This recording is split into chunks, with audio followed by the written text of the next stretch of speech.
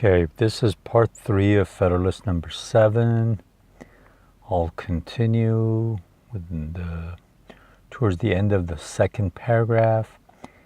A dismemberment of the Confederacy, however, would revive this dispute and would create others on the same subject.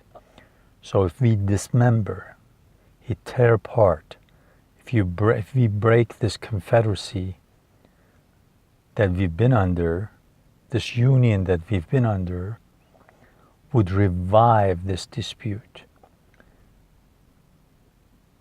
It will enliven back. It will bring back this argument that we've had here and there over these pieces of land, who it belongs to, who should get it. So he says, even though Articles of Confederation have not been good, but they've at least kept us from going to war with one another. We've been able to work together a little bit. However, he's setting the stage and he's saying that if we leave even this bad union that we had and become 13 different states, or create 3-4 confederacies out of it, we'll be in trouble, big time. We'll be in trouble in a real way. At present, a large part of the vacant Western territory, by cession at least, if not by any anterior right, the common property of the Union. When he says the vast vacant western part of the territory, he's talking about this area, okay? He says, right now, everybody thinks that this is part of the Union, so we're okay, we're not going to war over it. But if you do not make it a stronger Union, I promise you that will happen. War will come, and we will have a lot of bloodshed in our hands. Bloodshed on our hands, and if there were at an end the states which have made cessions on a principle of federal compromise would be apt, when the motive of the grant had ceased, to reclaim the lands as a reversion. The other states would no doubt insist on proportion by right of representation. Their argument would be that a grant once made could not be revoked, and that the justice of their participating in territory acquired or secured by joint efforts of the Confederacy remained undiminished. So here he says what might happen is that, let's say, state of Virginia gave the Union control of part of this area. If they find out that we are not going to unite, then what they will do is they say, I'm going to reverse my decision. That's why he says reversion. I'm going to take back what I said.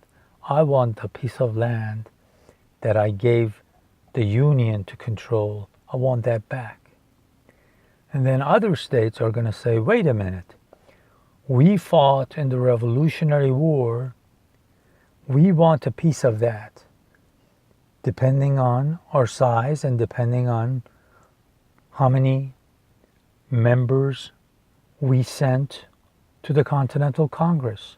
In other words, we want a portion of that to come to us. We fought in the war together. We lost soldiers. We spend money on it. So he says this argument will gather force. This will become a big argument. And we know what will happen is that these people, or certain persons in every state, the ones that are ambitious, are going to fan the flames of hate and war. They're demagogues. They want to show that they're important people. So they'll do anything to become popular. And before you know it, passions run high. And you might start a war. So Hamilton is talking to them about the reality of what might happen. Okay, I'll continue.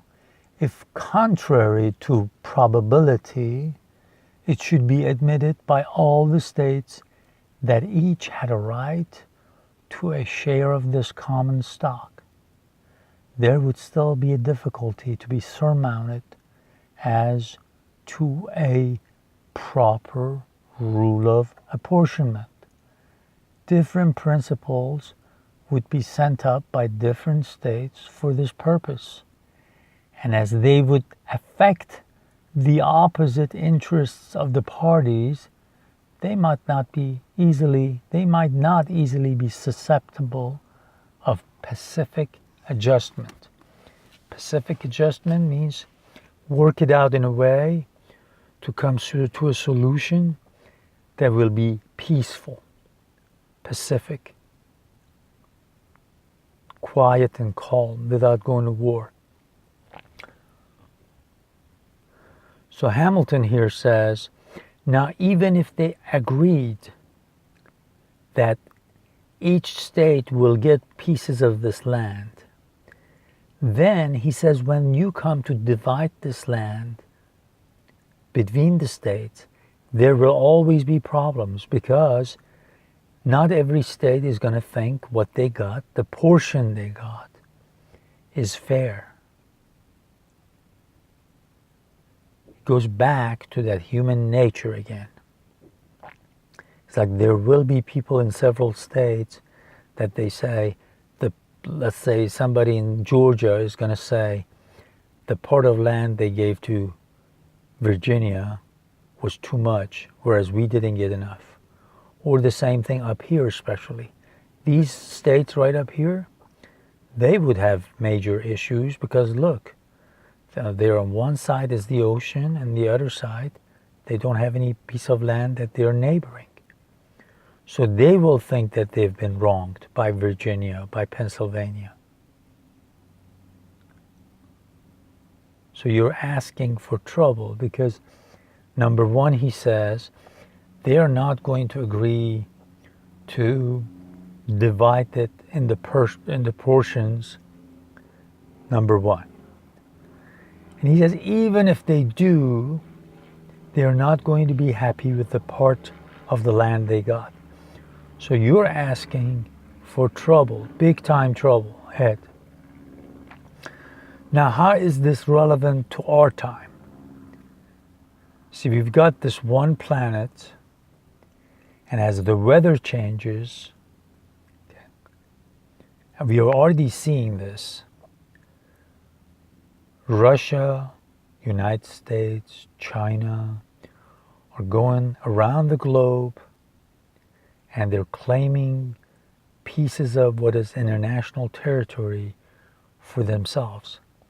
These resources that one day, who knows, one day, just like cell phones right now, they use minerals that are only in some countries, and it's very strategic now for people to get them. The same thing. In a decade or two, maybe sooner, maybe later, we will find out that, let's say, to run this really important X-ray type machine in a hospital, there's a certain element that will make part of this gadget work. And it becomes very important for hospitals to have this. And let's say this is found only in part of a territory that's an international territory. Countries like Russia, United States, China, and other countries who have naval powers, they are not going to all agree to work this out in a friendly way. So we are setting ourselves up for trouble in the future more trouble if we do not start thinking about uniting. And always remember that there will be a small portion of every population of every country of this world that will be negative, they will be naysayers, they'll be selfish, they won't think of the next generations, they won't think of even their own grandkids. And they'll find any reason whatsoever to stop people talking about maybe starting friendlier relationship amongst nations.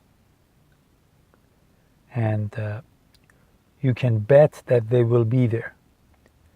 But the most important thing is for us not to give up and not to let small minority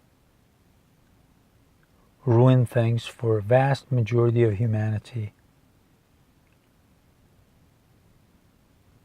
Just remember, there will be resources, there will be minerals, there will be things around the world in international waters which we will compete for if we do not unite. Almost like what Hamilton is talking about, these pieces of land, that if these 13 states don't unite, they will go to war over it, will happen to us. And think of it, why we will gradually get to a point where you'll see some talks about the American Civil War, and that was basically almost what it was. The Southerners wanted more land and wanted to take their slaves with them. And they said, this is our way of life, and we're not going to change it. So the acquisition of that land triggered the division. The division became bigger and bigger, and that led to the Civil War. And I think as we learn to go out in the nature with our gadgets, with our machines, and find new things, I think if we don't unite, there will be more and more chances of quarrel, war, and destruction.